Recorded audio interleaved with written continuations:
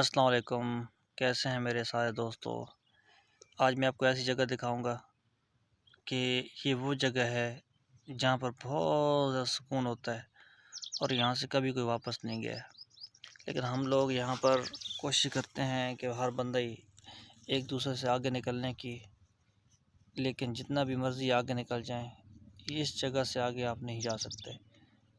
तो कोशिश करें, रमज़ान मुबारक महीना है, बहुत से लोगों के किसी के वालिदैन फ़ौत हो गए हैं, किसी के भाई बहन, तो कब्रों पे जाएं, देखें और आपको पता चले कि ये जो पैसा है ये एक दिन ऐसे ही रह जाना है, किसी के काम नहीं आना।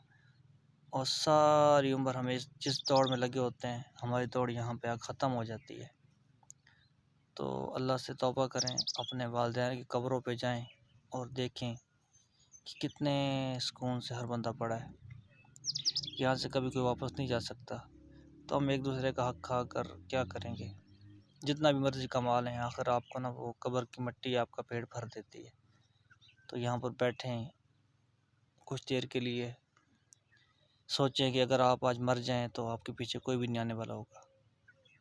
तो औलाद को, ख़ुद को ऐसा बनाएं कि अल्लाह की ज़ात आपको पसंद करे। फिर